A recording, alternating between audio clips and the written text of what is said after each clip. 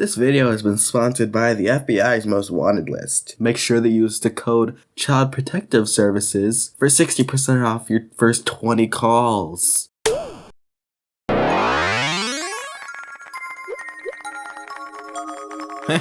That's pretty neat. Hey, wait a second. The Switch doesn't have anything like that. Come to think of it, the Switch doesn't have much of anything. It's kind of soulless. I gotta make a video about this. Hey, and welcome to Please Improve, the show where I talk about the issues with topics and how they can improve. Today I'll be talking about the Nintendo Switch.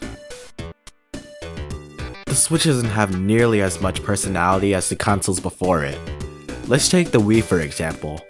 Once you turn on the console, you're greeted with a health and safety warning that you have 100% never stopped to read, and you're hit with a nostalgic wave of ambience, and the music keeps playing on in a loop, and the home menu screen has a nice detail. Since the Wii was based on television appliances, the Wii itself I believe was based on a cable box, and the Wii remote was based off, well, a TV remote. Along with that, the applications on the menu are like TV screens, even going static when there's nothing there. And even when you interact with them, the screen gets closer and it shows a little animation and plays a little jingle. Or in Super Smash Bros. Brawl's case, it wakes up your dead ancestors. Good job, Tommy. Bertha's angry. This is actually a Nintendo Switch video, believe it or not, so let's talk about its menus. The first thing you'll notice is that there's barely any audio to accompany the menu. Something I liked about the Wii was when you left the room while on the menu, there's a bit of pleasantry that comes to you when you return to play another game. But for the Switch, there's not much of that. It's basically a boring static image that slightly changes sometimes, and once you come back, you're just gonna play another game. And that's that. It kinda makes me think it's a smoking mother trying to get her kid to not bother her, like, "Ugh, Jimmy, just go play your games." Whereas the Wii is a mother who wants her kid to play the game, but maybe she'll join them. She wants to make it fun and memorable for them. "Daddy, do you want to play Wii?" She sounds the same. My solution? When selecting a game, have two bars fall down on each side to coincide with this Switch theme.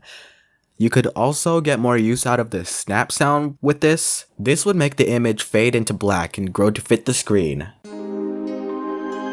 Problem 2. From the Mii makers in Wii, Wii U, and 3DS to this.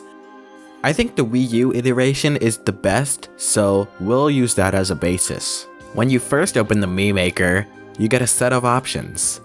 Create a Mii, view your already created Miis, send or receive a Mii, and receive a quick response code. That means QR.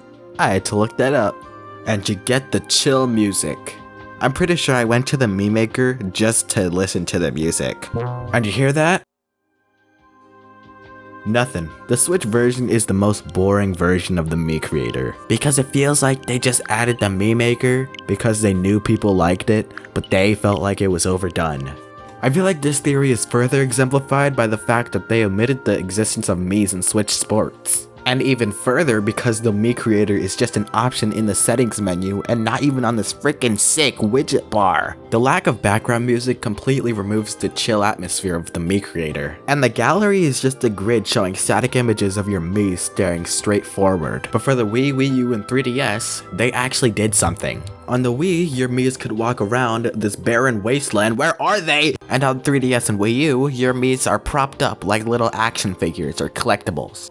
Not to mention, Miis have far less purpose on your Switch since there aren't any games made by Nintendo that mainly feature Miis. But you know who did? The previous consoles. See Wii Sports, Nintendo Land, and Miitopia. My solution? Add background music to the Mii maker, and this one is a stretch, but maybe add a little game in the Mii maker that you could use your Miis in. Problem 3. The Joy-Con was a great idea, but the Switch was marketed as a family console, meaning that, although unlikely, parents would also play on the Switch. Yet the buttons on the Joy-Cons are as small as Skittles Littles, At the beginning of the Switch's life, Joy-Cons were just about the only option to play with, I think. And there's so much room on the Joy-Cons for bigger buttons. Not to mention, the drifting. I feel like it would be an easy thing to patch out, but I'm no manufacturer. My solution? Better controllers, more accessible buttons, and remove drift. Problem 4. The handheld console bit is interesting being mixed with a home console, but since it's handheld, Nintendo had to have known that people would have been playing in their bed, and if you're playing for a while, then you may need to charge the thing. So why isn't there a handheld friendly charger? This thing can break if you're laying on your back, or any position really. My solution? Give us a flat charger instead. Problem 5. The separate themes were kind of a rug pull, saying that there are basic white and basic black themes, sort of implying that 1. There were other themes, and 2. There are advanced white and black themes. My solution is either add actual other themes, maybe by making one for each game downloaded on the Switch, or change the names from white and black themes to light and dark mode. My final verdict. The Switch lacks any semblance of personality.